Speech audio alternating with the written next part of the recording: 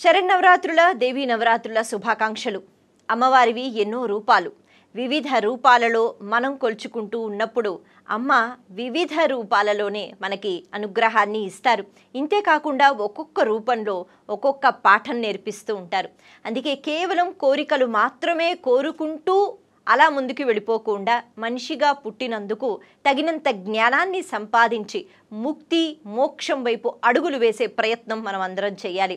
ఈ క్రమంలో ఈరోజు మనం గాయత్రి స్వరూపం గురించి మాట్లాడుకుందాం. వేదమాత గాయత్రి, ప్రాణశక్తి గాయత్రి అని అన్నారు.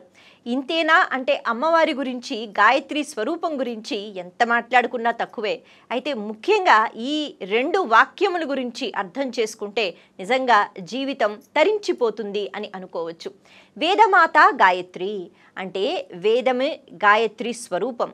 వేదం తెలుసుకోవడం, వేదం చదువుకోవడం బహుశా మనందరికీ అంటే కష్టం. కొంతమంది చదువుకుంటారు, కానీ అందరం చదువుకోలేంగా. మరి వేదం ప్రమాణం, వేదం మనకి ఎలా ఉండమని చెప్పిందో మనిషిగా పుట్టినందుకు అలాగే ఉండాలి అని పెద్దవాళ్ళు చెప్తున్నప్పుడు ఎలా చేరుకోవాలి వేదం వరకు మనకి తెలియదు. అయితే మనిషి ఎలా బ్రతకాలి, ఎటువంటి బుద్ధి ఉండాలి, ఎటువంటి నడవడిక ఉండాలి అంటే గాయత్రీదేవి మనకి నేర్పిస్తుందట. ఎలా? గాయత్రి మంత్రం ద్వారానో లేకపోతే గాయత్రీదేవికి చక్కగా భక్తి శ్రద్ధలతో నమస్కారం చేసుకుంటే అమ్మ బుద్ధి ప్రచోదనం చేస్తుంది. గాయత్రి మంత్రంలో కూడా ఇదేగా అడుగుతారు. కాబట్టి గాయత్రి మంత్రాన్ని అందరం చదువుకోలేము. ఒకవేళ అలా చదువుకోలేకపోయినా గాయత్రి స్వరూపాన్ని స్మరించుకుంటూ బుద్ధి ప్రచోదనం చేతల్లి అని అడగాలి. ఎందుకు అంటే భగవంతుడు ఒకరికి బుద్ధి పెట్టి ఇంకొకరికి పెట్టకుండా ఎప్పుడూ పంపించడట. ఈ సృష్టిలో ప్రతి జీవికి బుద్ధి అన్నది ఉంటుంది. మనుషులకి మరీ ఎక్కువగా ఉంటుంది. కాకపోతే మన బుద్ధి అన్నది ప్రచోదనం కాక ఒక్కొక్కసారి మనం తప్పులు చేస్తాం, తరబడుతూ ఉంటాం, అంటే అధర్మం వైపు వెళ్ళిపోతూ ఉంటాం, సత్యాన్ని విడిచిపెడుతూ ఉంటాం. వీటన్నిటికీ కారణం బుద్ధి లేకపోవడం కాదు, బుద్ధిని మనం సరిగ్గా ఉపయోగించటం లేదు. అందుకే వేదమాత గాయత్రి అంటే వేదం మనకి ఏం చెప్తోంది, ఎటువంటి నడవడిక అన్నది ఉండాలి అని వేదం మనకి నేర్పిస్తోంది. అంతవరకు మనం వెళ్ళలేకపోతే గాయత్రి స్వరూపాన్ని అడిగితే అమ్మ మనకి చక్కని నడవడిక అన్నది ఇస్తుంది. ఆ నడవడికతో, ఆ బుద్ధి ప్రచోదనంతో మనం ఏ పనులు చేసినా జ్ఞానం సంపాదిస్తాం కదా. కాబట్టి జ్ఞానము అన్నది బుద్ధి వల్ల వస్తుంది, బుద్ధి అన్నది గాయత్రీదేవి ఇస్తుంది. ఇక ప్రాణశక్తి గాయత్రి అని అన్నారు. మనం ఊపిరి పీల్చుకుంటూ ఉంటాం కదా, ఉచ్ఛ్వాసము నిశ్వాసము అంటారు. అయితే మనం అలా తెలియకుండానే ఊపిరి పీల్చుకుంటూ ఉంటాం ప్రతిసారి అని అంటూ ఉండంగా, కానీ అదొక ప్రక్రియ. మనం పుట్టిన దగ్గర నుంచి వెళ్ళిపోయేంత వరకు భగవంతుడు ఎన్ని ఊపిర్లు పెట్టాడో మనకే అనే కాదు ప్రతి జీవికి. ఆ ఉచ్ఛ్వాస నిశ్వాసములు గాయత్రి స్వరూపం అంటారు. అందుకే ప్రాణశక్తి. ఎక్కడైతే ప్రాణం నిలిచి ఉంటుందో, రాత్రి పడుకుంటాము, కళ్ళు మూసుకుంటాము, చెవులు పనిచేయవు, ఏమీ వినము. మరి ఇలా కొన్ని అవయవాలు పనిచేయకుండా ఉన్నా, అంటే కాళ్ళు చేతులు కదపకుండా అలా పడుకుని ఉన్నా ఊపిరి మాత్రం అది వెళుతూ ఉండాలి. అది ఆగిపోయిందా ఒక్క క్షణమైనా మన పని అయిపోయింది. కాబట్టి ప్రాణశక్తిగా అమ్మ ప్రతి చోట ఉంటుంది. కాబట్టి అమ్మ అంటే గాయత్రి ఎక్కడ లేదు. ఇంతే కాకుండా ప్రత్యక్ష నారాయణుడు అంటారు సూర్య భగవానుండే. ఆయన ప్రత్యక్షంగా మనకి కనిపిస్తున్న శ్రీ మహావిష్ణువు కదా. మరి అటువంటప్పుడు ఆ సూర్య కిరణాలలో ప్రాణశక్తి ఉంటుంది. సూర్యుడు లేకపోతే మన మనుగడ లేదు.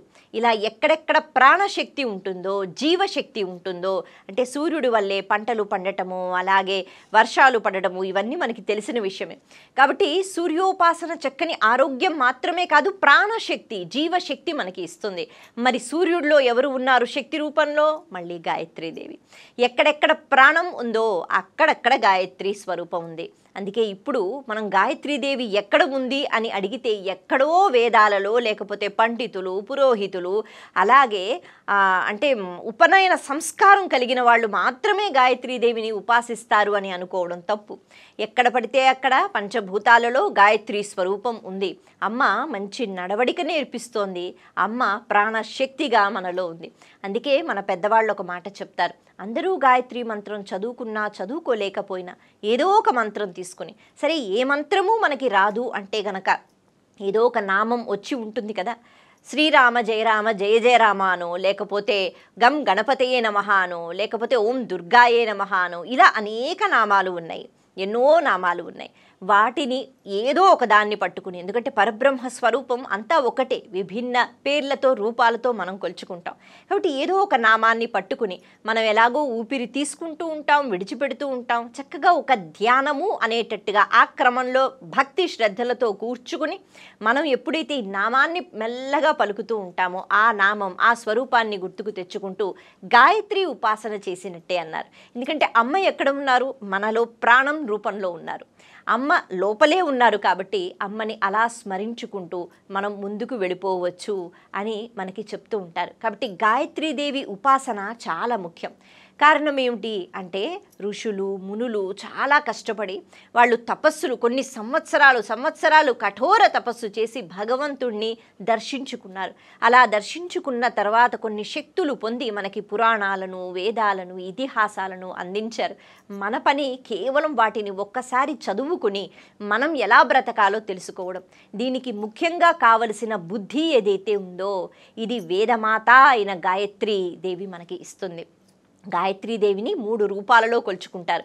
ఉదయము, మధ్యాహ్నము, అలాగే సాయంత్రము అనేటట్టుగా. మరి ఉదయం రూపంలో గాయత్రీదేవిగా, అలాగే మధ్యాహ్నం సావిత్రిగా, ఇక సాయంత్రం సరస్వతిగా అమ్మవారు ఉంటారట. కాబట్టి గాయత్రి ఉపాసన వల్ల ఇటు బుద్ధి, అలాగే చక్కని విద్య, అలాగే సావిత్రి చక్కని సత్ప్రవర్తన కూడా మనకి వస్తాయి అని చెప్తారు. అలా గాయత్రీదేవి ఉపాసన చేస్తూ మంచి నడవడికతో మనిషిగా పుట్టాం కాబట్టి ఈ జన్మ యొక్క సద్వినియోగం మనం అందరం చేసుకుందాం. మరొక్కసారి మీ అందరికీ శరన్నవరాత్రుల, దేవీ నవరాత్రుల శుభాకాంక్షలు. నమస్తే.